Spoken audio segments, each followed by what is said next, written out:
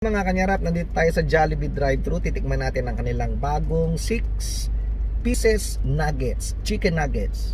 So yung kalaban nilang fast food may ganyan. So sila nag-launch sila ng kanilang product na nuggets. So test natin kung ano ba pagkakaiba. Okay?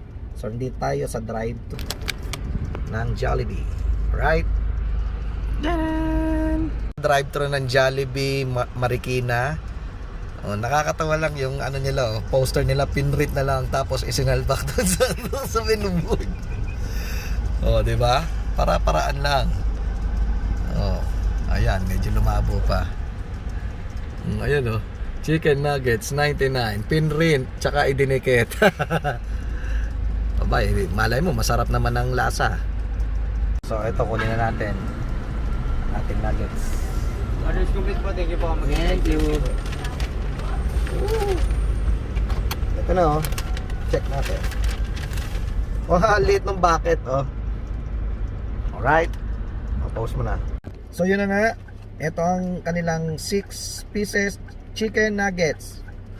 Ayun oh. Ayan. So tikman natin ang isa. Ito itsura niya oh.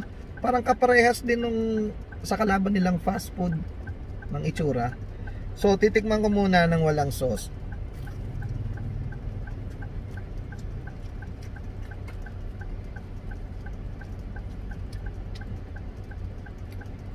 Same yung texture nung kabilang nuggets, pero yung lasa parang medyo matabang to. So taste natin yung sriracha mayo sauce.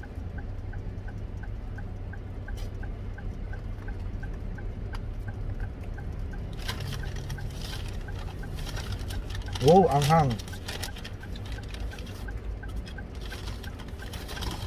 Okay naman ang lasa niya.